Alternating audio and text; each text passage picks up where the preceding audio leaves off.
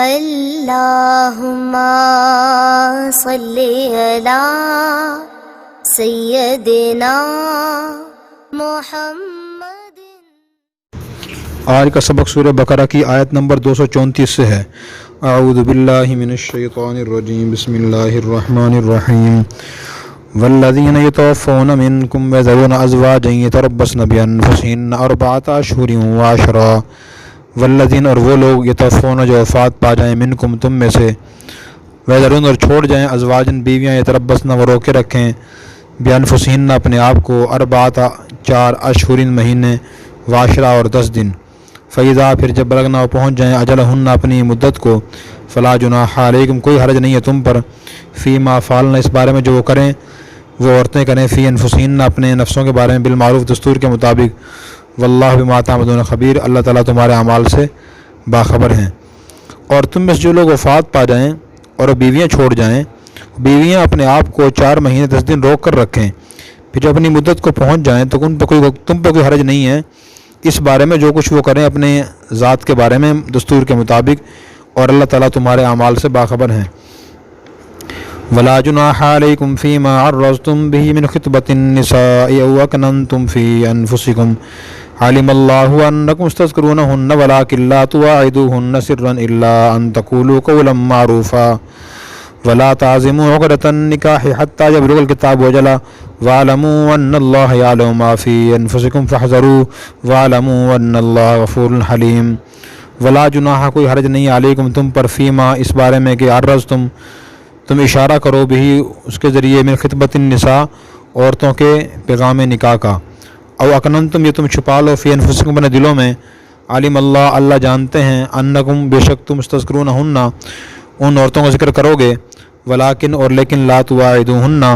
تم ان سے وعدہ نہ کرو، سرن چھپ کر، الا مگر، ان تقولوا یہ کہ تم کہو، قولا معروفا نیکی کی بات یا دستور کے مطابق بات، ولا تعظیم اور نہ تم پختہ عزم کرو، عقدۃ النکاح نکاح کی گرہ کا یا عقد نکاح کا، حتیٰ یہاں تک کہ یبلغ الکتاب حکم پہنچ جائے، اجل اپنی مدت تک، وعلموا اور جان لو، ان اللہ بے شک اللہ، یعلم جانتے ہیں، ما جو کچھ فی انفسکم تمہارے دلوں میں ہے، فاحذروا تم اس سے ڈرو، وعلموا اور جان لو، ان اللہ بے شک اللہ غفور بہت زیادہ معاف فرمانے والے، حلیم بردبار ہیں۔ اور تم پر اس بارے میں کوئی حرج نہیں ہے کہ تم عورتوں سے نکاح کے پیغام کا اشارہ کرو، یہ تم اپنے دلوں میں چھپا کے رکھو، اللہ تعالیٰ جانتے ہیں، بے شک تم ان کا ذکر کرو گے، اور لیکن تم ان سے چھپ کر وعدہ نہ کرو، مگر یہ کہ تم کوئی نیکی کی بات یا اچھی بات کہو، اور تم نکاح کا پختہ ارادہ نہ کرو، عزم نہ کرو، یہاں تک کہ حکم اپنی مدت کو پہنچ جائے، اور جان لو بے شک اللہ تعالیٰ جانتے ہیں جو کچھ تمہارے دلوں میں ہے، اور تم اس سے ڈرتے رہو، اور جان لو بے شک اللہ تعالیٰ بہت زیادہ معاف فرمانے والے، برداشت فرمانے والے ہیں۔ لا جناح علیکم ان طلقتم النساء ما لم تمسوهن او تفرضوا لهن فریضہ ومتعوهن علی الموسع قدره وعلی المقتر قدره متاعا بالمعروف حقا علی المحسنین۔ لا جناح کوئی حرج نہیں ہے علیکم تم پر، ان اگر طلقتم النساء تم عورتوں کو طلاق دے دو، ما لم تمسوهن جب تک کہ تم نے ان کو چھوا نہ ہو، او تفرضوا لهن یا تم نے مقرر نہ کیا ہو، لہن ان کے لیے فریضتاً کوئی مہر، ومتعوہن تم ان کو فائدہ پہنچاؤ، علی الموسع وسعت والے پر لازم ہے، قدر اس کی طاقت کے مطابق، وعلی المقتر تنگ دست پر لازم ہے، قدر اس کی طاقت کے مطابق، متاعاً فائدہ پہنچانا، بالمعروف دستور کے مطابق، حقاً علی المحسنین یہ حق ہے، لازم ہے نیکی کرنے والوں پر۔ تم پہ اس بارے میں کوئی حرج نہیں کہ اگر تم عورتوں کو طلاق دے دو جب تک تم نے ان کو چھوا نہ ہو، یا تم نے ان کے لیے کوئی مہر مقرر نہ کیا ہو، اور تم ان کو فائدہ پہنچاؤ، وسعت والے پر اس کی طاقت کے مطابق لازم ہے، اور تنگ دست پر اس کی طاقت کے مطابق لازم ہے، معروف طریقے سے فائدہ پہنچانا یہ لازم ہے، متقی یہ لازم ہے نیکی کرنے والوں پر۔ وَإِن طَلَّقْتُمُوهُنَّ مِن قَبْلِ أَن تَمَسُّوهُنَّ وَقَدْ فَرَضْتُمْ لَهُنَّ فَرِيضَةً فَنِصْفُ مَا فَرَضْتُمْ إِلَّا أَن يَعْفُونَ أَوْ يَعْفُوَ الَّذِي بِيَدِهِ عُقْدَةُ النِّكَاحِ۔ وَإِن اور اگر طلقتموہن تم نے طلاق دے دی ہو ان عورتوں کو، من قبل ان تمسوہن ان کو ہاتھ لگانے سے پہلے، وقد فرضتم لہن فریضہ اور تم نے ان کے لیے کوئی مہر مقرر کر دیا ہو، فنصف ما فرضتم تو آدھا دینا پڑے گا جو تم نے مقرر کیا، الا ان یعفون مگر یہ کہ وہ عورتیں معاف کر دیں، او یعفو یا معاف کر دے وہ الذی بیدہ جس کے ہاتھ میں عقدۃ النکاح نکاح گرا ہے، وان تعفو اور یہ کہ تم معاف کرو اقرب للتقوی ذرا قریب تقوی کے، ولا تنسوا الفضل اور تم نہ بھولو مہربانی کرنا بینکم آپس میں، ان اللہ بما تعملون بصیر بے شک اللہ تعالیٰ تمہارے اعمال کو دیکھ رہے ہیں۔ اور اگر تم نے ان عورتوں کو ان کو ہاتھ لگانے سے پہلے طلاق دے دی ہو اور تم نے ان کے لیے کوئی مہاری مقرر کیا ہو تو جو تم نے مقرر کیا اس کا آدھا دینا لازم ہوگا، مگر یہ کہ وہ عورتیں معاف کر دیں یا وہ آدمی معاف کرے اس کے ہاتھ میں نکاح گرا ہے، اور اگر تم معاف کرو تو ذرا قریب ہے تقوی کے، اور تم آپس میں مہربانی کرنا نہ بھولو بے شک اللہ تمہارے اعمال کو دیکھ رہے ہیں۔ حافظوا علی الصلوات والصلاۃ الوسطی وقوموا للہ قانتین، حافظوا حفاظت کرو علی الصلوات نمازوں کی، والصلاۃ الوسطی اور درمیانی نماز کی، وقوموا اور کھڑے رہو للہ اللہ کے سامنے قانتین فرمانبردار بن کر یا خاموشی سے، نمازوں کی حفاظت کرو خصوصاً درمیانی نماز کی، اور اللہ کے سامنے فرمانبردار بنے کھڑے رہو۔ فإن خفتم فرجالا أو ركبانا فإذا أمنتم فاذكروا الله كما علمكم ما لم تكونوا تعلمون۔ فإن پھر اگر خفتم تمہیں اندیشہ ہو فرجالاً تو نماز پڑھو پیدل، او رکبانا یا سوار ہو کر، فإذا أمنتم جب تم امن کی حالت میں آ جاؤ، فاذكروا الله تو اللہ کو یاد کرو، کما علمکم جیسے اس نے تمہیں تعلیم دی ہے، ما لم تکونوا تعلمون جو تم پہلے نہیں جانتے تھے۔ پھر اگر تم خطرے کی حالت میں ہو تو نماز پڑھو رجالاً پیدل یا سوار ہو کر، پھر جب تم امن کی حالت میں آ جاؤ تو اللہ کو یاد کرو جیسے تمہیں تعلیم دی ہے جو تم پہلے نہیں جانتے تھے۔ آیت نمبر 234 میں اللہ تبارک و تعالیٰ نے اس عورت کی عدت بیان فرمائی ہے جس کا شوہر فوت ہو گیا ہو، وہ عدت 4 ماہ 10 دن ہے، عدت بھی گزارنی ہے 4 ماہ 10 دن، اور عدت کا مطلب یہ ہے کہ 4 ماہ 10 دن عورت گھر سے باہر نہ جائے اور زیب و زینت اور خوبصورتی کی چیزیں استعمال نہ کرے، میک اپ نہ کرے، سرمہ نہ لگائے، تیل نہ لگائے، زیور نہ پہنے، بلا ضرور گھر سے باہر نہ جائے۔ ہاں مجبوری ہو پھر سر میں درد رہتا ہے تیل لگا سکتی ہے، اسی طرح آنکھوں میں درد رہتا ہے سرمہ لگا سکتی ہے، بیمار ڈاکٹر کے پاس جا سکتی ہے۔ یہ اس عورت کی عدت ہے جس کو حمل نہ ہو، حمل ہو تو کی عدت بچے کی پیدائش سے پوری ہوگی۔ ولاۃ الاحمال اجلہن ان یضعن حملہن قرآن کریم میں ہے، اور ہر بیوہ عورت پہ عدت لازم ہے، خواہ وہ بچی ہو بڑی ہو، اسے حیض آتا ہو نہ آتا ہو، رخصتی ہوئی ہو نہ ہوئی ہو، اگر شوہر فوت ہو جائے عدت گزارنا لازم ہے، تاکہ ایک تو اس عدت کا مقصد یہ ہے کہ غم کا اظہار ہو کہ شوہر فوت ہو گیا ہے، نمبر 2 پتہ چل جائے کہ عورت کو حمل تو نہیں ہے، حمل ہو تو بچہ پہلے شوہر کا ہوگا، حمل نہ ہو تو بچہ بعد میں پتہ ہو بچہ اس کو حمل ہے ہی نہیں۔ پھر فرمایا کہ جب عورتیں اپنی مدت کو پہنچ جائیں یعنی عدت پوری کر لیں، پھر وہ نکاح کرنا چاہیں تو تم انہیں رکاوٹ نہ ڈالو، وہ نکاح کر سکتی ہیں، بیوہ عورت خود اپنے نکاح کر سکتی ہے، اور بیوہ عورت کے نکاح کرنا برا نہیں ہے۔ تو ہمارے بہت سے لوگ بھی بیوہ عورت کے نکاح کو برا سمجھتے ہیں، تو شرعی لحاظ سے برا نہیں ہے بلکہ اجازت ہے، بلکہ نکاح کر لینا چاہیے۔ صحابیات بھی ایسے ہی کرتی تھیں، حضرت صلی اللہ صحابہ کرام کے زمانے میں ایسے ہی ہوتا تھا، جب بھی کوئی بیوہ ہوتی ادھر گزرتی دوسرا کوئی مسلمان اس سے نکاح کر لیتا تھا۔ عورت کے اخراجات ہی پورے ہو جاتے ہیں، بچوں کے مسائل پیدا نہیں ہوتے، عورت کو سرپرست کو مل جاتا ہے، محافظ مل جاتا ہے۔ اللہ تمہارے اعمال کو سے باخبر ہیں، جو کچھ تم کرو گے اللہ اس کو دیکھ رہے ہیں۔ پھر اس کے بعد اگلی آیت میں اللہ تعالیٰ نے یہ مسئلہ بیان فرمایا کہ جس عورت کو طلاق ہو جائے، 3 طلاقیں ہو جائیں، یا اس کا عورت کا شوہر فوت ہو جائے، تو عدت کے دوران اس کو نکاح کا پیغام بھیجنا جائز نہیں ہے کہ تم اس سے کہو کہ جی جب عدت گزرے نکاح میں کروں آپ سے، یہ ایسا کہنا ٹھیک نہیں ہے، یہ غلط ہے۔ ہاں اشارہ کر سکتے ہیں، اشارہ ہی کر سکتے ہیں کہ یہ جب آپ کی عدت پوری تو ہمیں بتانا کہ عدت پوری ہو گئی ہے۔ جیسے فاطمہ بنت قیس ایک صحابیہ تھیں، ان کو شوہر نے 3 طلاقیں دے رہی تھی، تو ان کو حضور نے جب عدت پوری بتانا مجھے، جب عدت پوری انہوں نے بتا دی تو حضور نے ان کا نکاح اسامہ بن زید سے کر دیا۔ تو اشارہ کر سکتا ہے آدمی کہ ہم اچھا نکاح کرنا چاہتے ہیں کسی اچھی عورت سے،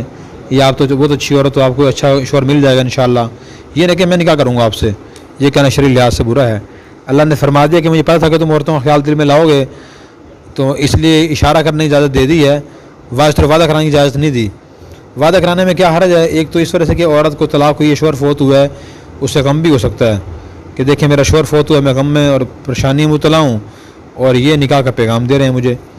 دوسری وجہ یہ بھی ہو سکتی ہے کہ بدگمانی پیدا ہو سکتی ہے کہ شاید پہلے سے اس آدمی کی صورت پہ نظر تھی کہ جیسے ہی شوہر فوت ہو میں نکاح کروں اس سے، بدگمانی بھی ہو سکتی ہے، اس لیے منع فرمایا۔ پھر اس کے بعد میں اللہ جانتے ہیں جو کچھ تمہارے دلوں میں ہے، اللہ سے ڈرو، اور اللہ تعالیٰ بہت زیادہ معاف فرمانے والے ہیں، برداشت فرمانے والے ہیں۔ اس کے بعد پھر اگلی آیت میں اللہ تعالیٰ نے مہر کے مسائل بیان فرمائے ہیں کہ جس عورت کو طلاق ہو جائے اور ابھی اس کی رخصتی نہیں ہوئی تھی، شوہر نے ہاتھ نہیں لگایا تھا، اور اگر مہر ہی مقرر نہیں ہوا تھا، نکاح ایسے ہوا کہ مہر مقرر نہیں ہوا اور اس کو طلاق ہو گئی ہے، تو شوہر اس کو دے گا متع سے مراد یہ ہے کہ اس کو فائدہ پہنچائے، کو سامان دے، طلاق ہوئی ہے، اس کی دل آزاری ہوئی ہے بہت زیادہ، کم از کم ایک سوٹ ہی دے دے کپڑوں کا، شلوار قمیض دوپٹہ وغیرہ دے دے، لیکن وہ کیسا دے؟ عدل موسی قدر ہو عدل مقتدی قدر ہو۔ تو مالدار آدمی اگر شوہر مالدار ہے تو اچھا سوٹ دے وہ، اور جو درمیانہ آدمی درمیانہ سوٹ دے، غریب آدمی تو اپنی حیثیت مطابق سوٹ دے دے۔ مطعم بالمعروف، فائدہ پہنچانا اچھے طریقے سے، یہ لازم ہے نیکی کرنے والوں پر۔ تو اس میں اس وقت ہمارے لیے سبق ہے جب کس سے علیحدہ ہوں پھر بھی اچھے طریقے سے علیحدہ ہوں۔ اگر علیحدگی ہو رہی ہے، بعض دفعہ ایسا بھی ہوتا ہے کہ ذاتی نہ مرد کی طرف سے ہوتی ہے نہ عورت کی طرف سے ذاتی ہوتی ہے، بلکہ درمیان میں تو کوئی عورت کو کوئی اس کے والدین مجبور کر رہے ہوتے ہیں، یا مرد کو کوئی آدمی مجبور کر رہا ہوتا ہے کہ طلاق دو یا طلاق لو، تو ایسے موقع پہ خاص طور دونوں دکھی ہوتے ہیں، تو آدمی کوشش کرے کہ پھر بھی یہ کوئی سامان دے دے اس کو یا اگر شوہر سمجھتے ذاتی عورت کی ہے پھر بھی سامان دے رہے، پتہ نہیں ذاتی کس کی ہے۔ جب جھگڑا ہوتا ہے ہر آدمی سوچتا ہے کہ دوسرے کی ذاتی، میں ذاتی تو ہے ہی نہیں، میں بالکل پاک صاف ہوں، ذاتی دونوں طرف سے کچھ نہ کچھ ہوتی ہی ہے۔ تو اس لیے فرمایا کہ آدمی کچھ دے دیتا کہ دل صاف رہے، دل میں بغض کینہ پیدا نہ ہو۔ پھر اس کے بعد دوسرا مسئلہ یہ بیان فرمایا گئی آیت میں، اگر شوہر بیوی کو طلاق دے دے اس کی رخصتی سے پہلے اور مہر مقرر ہو گیا ہو،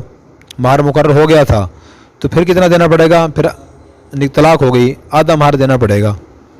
خواہ شوہر فوت ہو جائے یا طلاق دے دے، مہر مقرر ہوا تھا، رخصتی سے پہلے ہو گیا تو پھر آدھا مہر دینا پڑے گا، رخصتی کے بعد طلاق ہوئی ہے پھر پورا مہر دینا پڑے گا، اور اگر مہر مقرر ہوا ہی نہیں تھا نکاح کے موقع پہ اور رخصتی سے پہلے ہی اس کو طلاق ہو گئی ہے، رخصتی کے بعد طلاق ہوئی ہے، تو پھر کیا دینا پڑے گا جی؟ پھر دینا پڑے گا مہر مثل، یعنی اس عورت کے خاندان کی جو عورتوں کا مہر ہوتا ہے ویسا مہر دینا پڑے گا۔ پھر فرمایا اللہ یعفون، مگر یہ کہ عورتیں معاف کر دیں تو پھر دینا نہیں پڑے گا۔ او یعفو الذی بیدہ عقدۃ النکاح، یہ وہ آدمی معاف کرے اس کے ہاتھ میں نکاح گرا ہے، نکاح گرا شوہر کے ہاتھ میں ہوتی ہے، حدیث میں آتا ہے طلاق لمن اخذ بالساق، طلاق کا اختیار اس کو اس نے پنڈلی پکڑی، مراد شوہر کے ہاتھ میں طلاق کا اختیار ہے، عورت کو طلاق دینے کا اختیار نہیں ہے۔ تو پھر فرمایا وَأَن تَعْفُوا أَقْرَبُ لِلتَّقْوَىٰ، اے مرد تم معاف کر دو زیادہ تقوی قریب ہے۔ پہلے عورت کے پاس زیادہ دولت اکثر نہیں ہوتی، تو اگر شوہر نے پہلے پورا مہر دے دیا تھا، رخصتی نہیں ہوئی اور طلاق ہو گئی، تو عورت مستحق تو آدھے مہر کی ہے، لیکن شوہر پورا مہر دے رہے اور واپس نہ لے، اس سے پورا دے دے اسی کو، تو زیادہ بہتر ہے۔ تو اس سے معلوم ہوا کہ جس کی پوزیشن کمزور ہو